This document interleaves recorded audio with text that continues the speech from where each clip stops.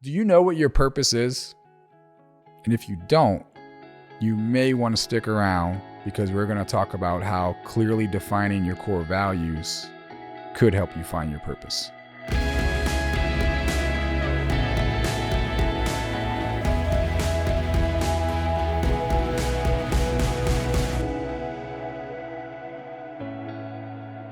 Welcome, friends, back to the Freedom Parent Podcast.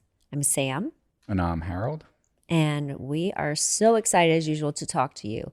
Today, we are discussing the importance of having core values as an individual, in your relationships, in your family, and just how much that impacts how you lead your day and your life, and quite honestly, like everything you do, right? Yeah. Yeah. And I wonder how many people, because I know for the longest time we didn't have core values. And I mean, like in your house, like with your kids, with your family, like it's just kind of something you don't realize that you don't have. No, you just kind of go through the motions. And we went through the motions for a long time. So yes, I'd be curious on how many people actually do you have core values in your family? Because it was something like that was proposed to us a few years ago. And we were like, I guess we kind of do. But, you know, when you kind of have something, you just kind of do it also. So, yeah, I think ultimately the core values that you have as a young adult or entering your marriage or as a young parent are pretty much kind of usually just the ones that you were raised up with a lot of times. You know, it's what is familiar. And maybe you pick up a couple things here and there in your early adult years. But for the most part, I think, you know, we're like, yeah, we believe in God and we want to put God and family first. And we want to, you know, be successful and model, you know, I don't even think we thought beyond that. It was like God and family. But to be honest, I don't think we even really knew what that looked like in real life for us. You know, how was that going to apply in a daily way through, you know, me personally or you and then into our kids' lives. So I think you just kind of pick up with what you have seen and learned as a child. Yeah. And drag that along. Some of it good. Some of it needs to be burned out in the front yard. I mean, there's a filtering process, right? You know, but that's important. Well, actually, I think, you know, that's a first step in getting to what are your core values. Yeah. It is deciding what did you choose, like, because I think everybody has some kind of value, whether you've written it down or verbalized it or not, you've got values. And looking at that and saying, okay, this is one that, yeah, you know what, this fits. Well, I think what I realized was that core values, before we even realized we started having them, and then when we really started focusing in on them, and we still refine them, but no, they're there, but we just, I guess, get more clear with the kids as they're growing up, you know, but it really sets standards in who you are and how you live. And it really could determine your success. Yeah.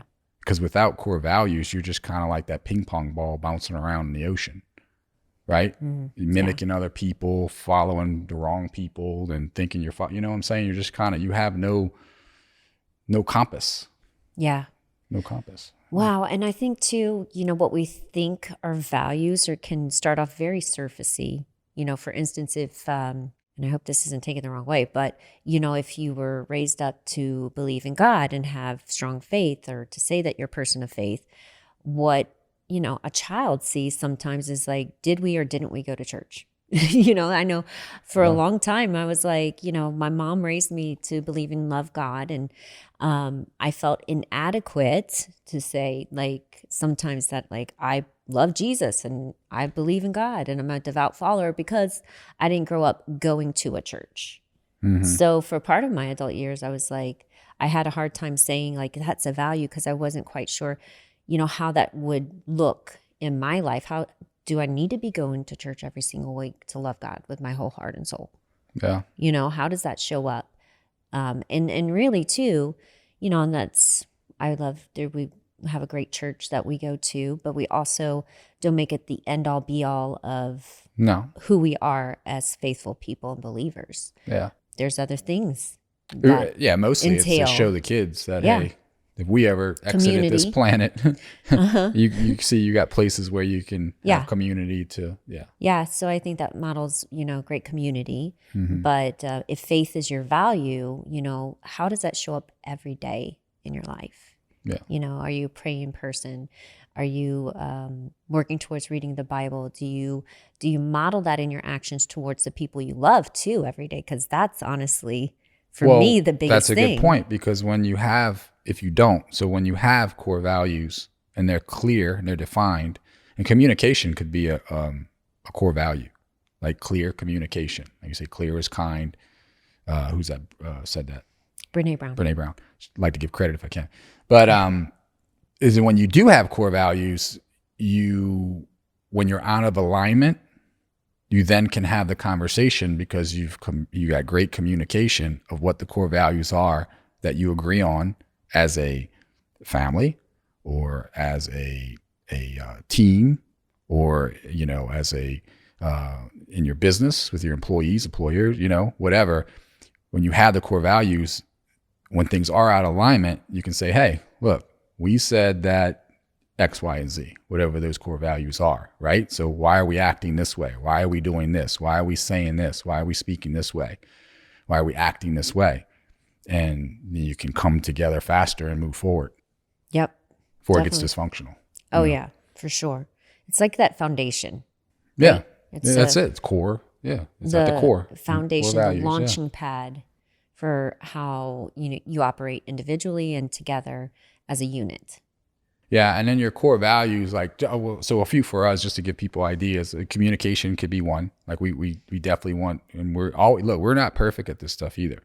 Like especially when you got 2-year-olds and 7-year-olds and 11-year-olds, and then the teen thing. We're like, man, we suck at parenting. I thought we had this figured out.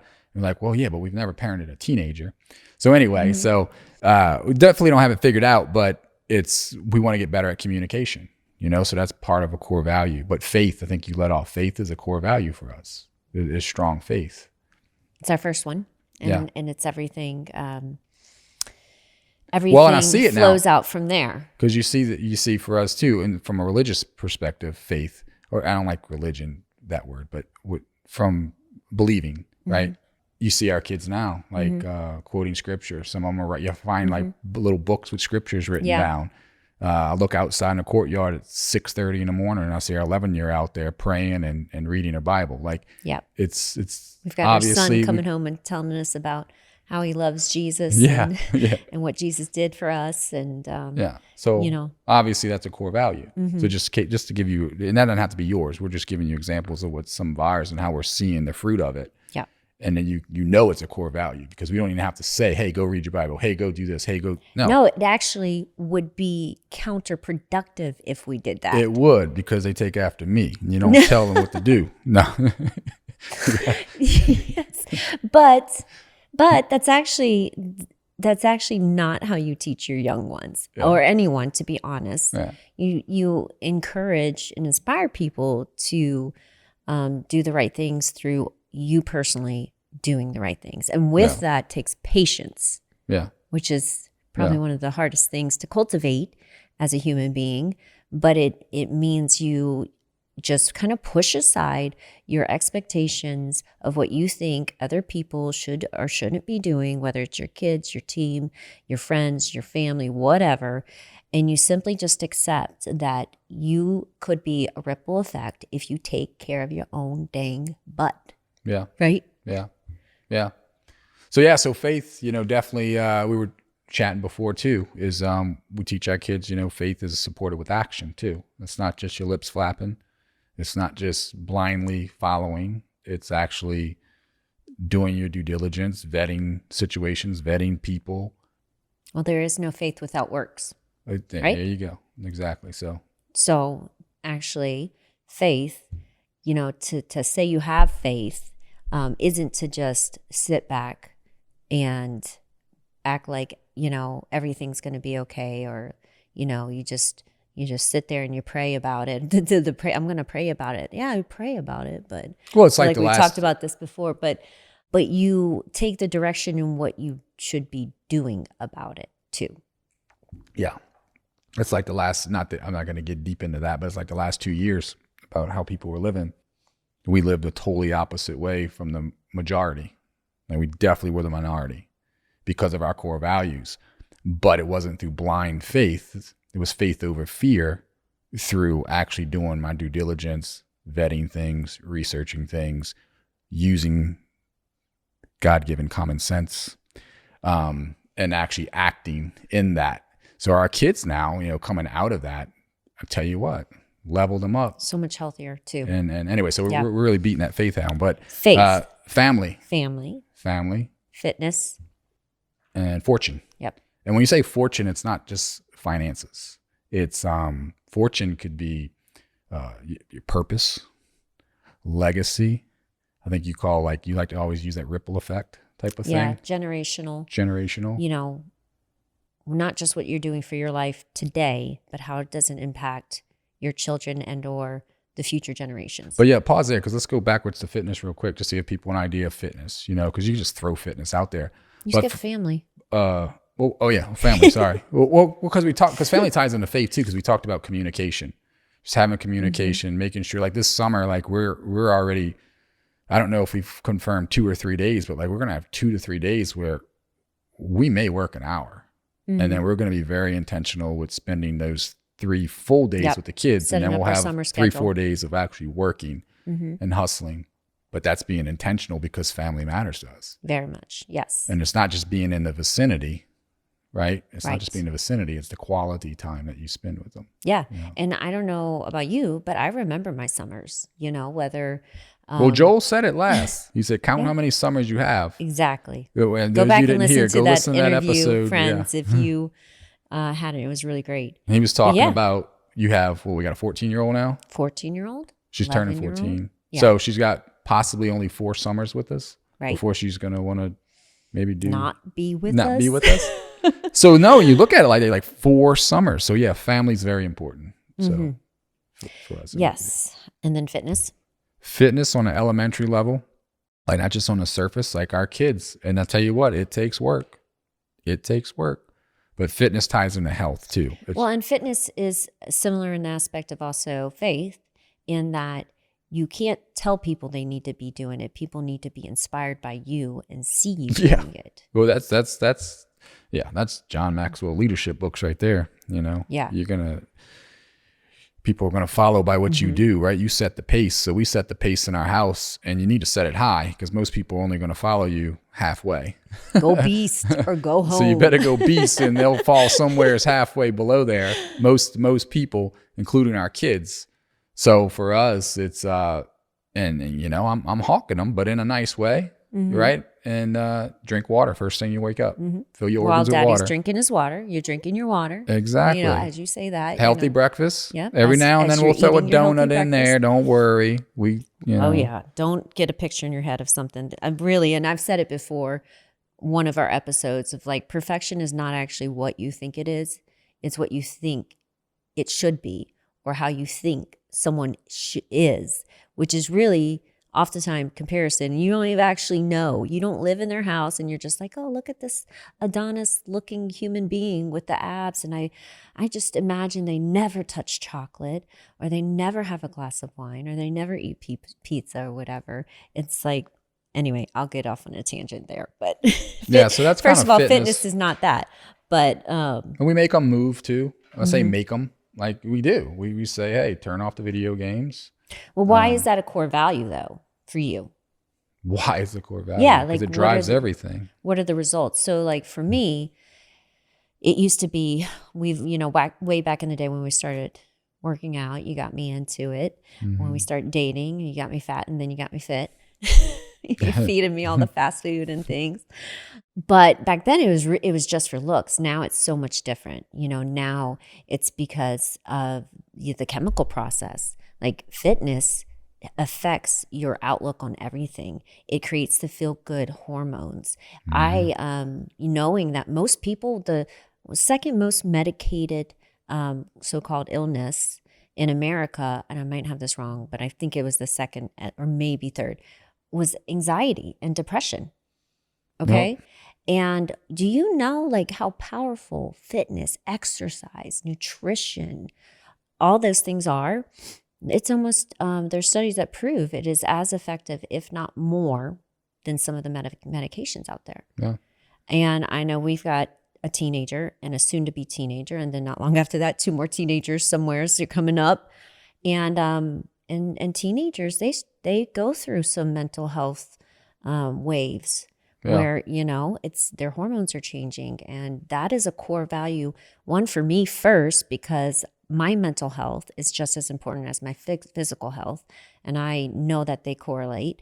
But then too, if I'm not doing that and showing that, then when my kids hit their rough spot, because they will, because that's human nature, and then I say, hey, a walk would make you feel better, but they can't look at me and say, yeah, you're probably right. You never walk, you never run, you never pick up a weight. Are you right, Mom? Yeah. Mm-hmm. So anyway, very passionate about that. Yeah. It's part of meditation too when you're lifting and running. Mm-hmm. It's a form of meditation as well. Because when you're focusing nothing else but just that. So that's a health part of it. So yeah, for sure. So fitness. So I kind of want to get through these. Fortune. For us, fortune. And I think that's like you said, legacy, ripple effect. So are you telling me you don't want to chit chat with me about these? Purpose. No, because fitness, we've owned a gym for 10 years. We've been health and business coaches for 10 more years. So you get us on a topic of fitness, we'll be here I could go on forever. For 20 years. Yeah, because I didn't even get into my lifelong plan of when I'm 60, 70, and 80, not to mention 100, with that. I'm going to be doing a marathon when I'm 100. That's good. I'll be cheering you on. You'll be 104, by the way. Yeah. No marathons. Actually, we watched the guy who was 70 years old, and he ran a 13.47. Was it 100 meter or 200 meter? 200 maybe. Yeah. Yeah. Would kick my butt I think, in running. Yeah. Like right now. Anyway, it's crazy. Incredible. So yeah, fitness is very important. So I think the main thing about fortune for us is, I think all of these together is, it gives you purpose. Yes. When you have core values, you have purpose. Direction. And purpose will drive you. Purpose will pull you. Even when you don't feel like it type of thing, when you have purpose, it'll continue to pull, because motivation moves you, right? You can get motivated by something you hear or see, and it'll move you to get into action. But if you have purpose, it'll pull you. And it's just very important. Yes, definitely. When you say purpose, I mean, draw a picture of this for us. For you, what is that? Because purpose is once you know what you stand for, you become very comfortable with yourself. And you stop seeking to get approval from other people. You stop seeking to be validated by the emojis or the social media, I don't know, little trinkets and tricks and whatever the little things that you get from that. Yeah. You stop seeking all that, and you just seek in you. You seek an inner peace from yourself because you have purpose. You have it's clearly defined in what you stand for. And I guess that turns into character too. Right? Yeah, definitely. It's kind of like a filter too. You're able to filter through life, and purpose helps you make choices easier.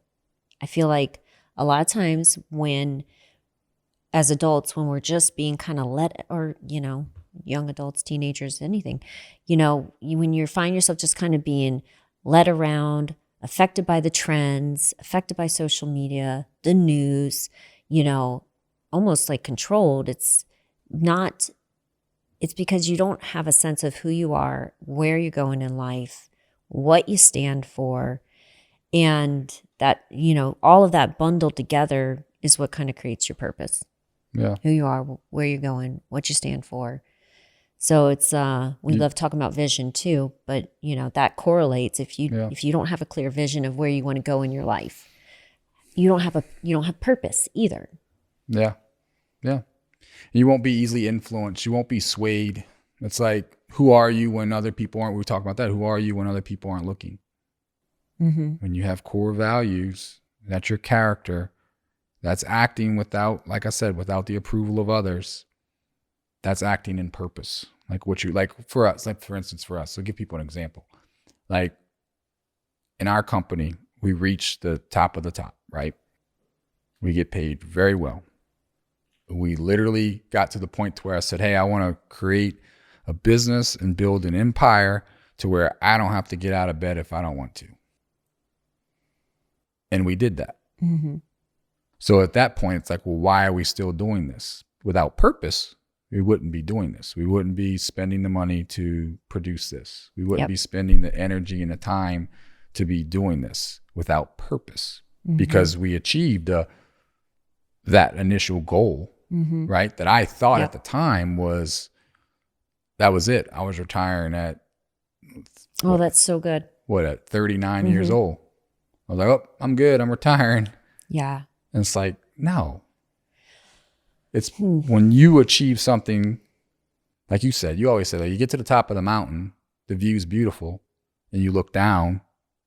Do you just beat your chest, or do you reach down and say, come on, come see this view. Let me help you.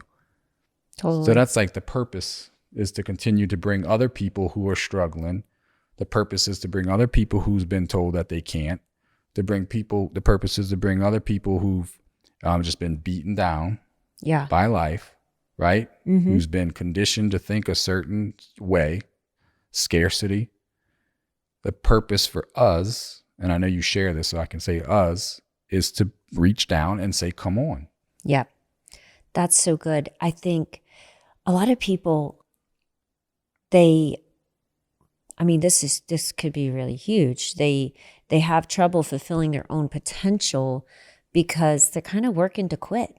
You know, we've been kind of trained to work to quit, right? To work to where you achieve what you need to achieve in your adult, time frame of work, occupation, go to work Monday through Friday, you get your weekend off, you get your salary, your pension, your insurance, your whatever, all the things, and then you can retire at this age for X amount of money or whatever, and you're done, right? So we've been trained, a lot of people have been trained to work for you and to work to quit. Yeah. Versus to climb the mountain, look around and be like, wow, this is amazing and beautiful and worth it. And why would I stop doing something I love? Furthermore, why wouldn't I think about others too? Taking people on this journey with me, and impacting humanity. I just like, that's huge. But that's also huge, big thinking too. I think people instantly, if you do feel that or think that, you're like, yeah, you're right. I need to be helping people. And then we kind of shrink back down and be like, oh my God, Sam, there's 8 billion people in the world or something like that. Like, no, you're not trying to help 8 billion people. That would be amazing if one person can help the whole world, but one person can't help the whole world. But many people together can. And it starts with one person affecting one person positively. Yeah. And then 2 people, and then 5 people, and then 10 people, and then, 100 people. But if you can personally reach even 10 people, and those people go reach other people, and you're leaving what, it really excites me is always the ripple effect of the generational, blessings, and just leaving not just your lifetime, but your kids and other people from that, their lifetimes far better than when we started, creating massive change. So yeah, that part gets me excited. Yeah. So happy about that. But wouldn't you say values, they build your self-esteem too? And confidence? Oh yeah, because it sets standards. It allows you to stand on something. It gives you, I don't want to say identity, but it kind of does. And you're unwaverable. When you have strong core values that you believe in, you are unwaverable. Go into that a little bit more. Expand. What do you mean? Like, give me some examples. Well, you're not going to be influenced. Like, I see so many people, especially the last 2 years, that talk the big talk, And then when it got hot in the kitchen or whenever they were out in public, you can see how they shrunk down. They got more PC. They got more, like, they didn't stand behind their values in fear of rejection, fear of judgment. And I tell you what, those are the people that I'm not saying I don't listen to, because they still have wisdom, but they definitely got moved down the totem pole as far as who I look to as a true leader. True leader is going to be in spite of opinions, right? Because your standards, they're operating on morals and values that are unwaverable. Like, it's not going to change because of the temperature in the room. It's not going to change because of the environment. It's not going to change. Like, it doesn't. So when you make your core values, you better own them. Like, love them, believe in them. And I tell you what, you're going to operate from a place of strength. And no, not everyone's going to like you. That's not even should be the goal. Yeah. But people will respect you.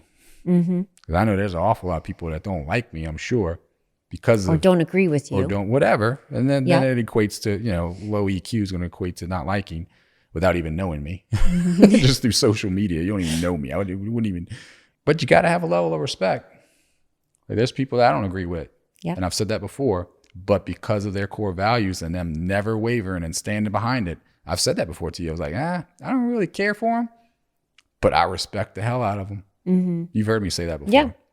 And it leaves a little room for curiosity, to be honest. Like, I've, I see people on social media that I think are probably great people, great parents, but they share, different opinions and some different values.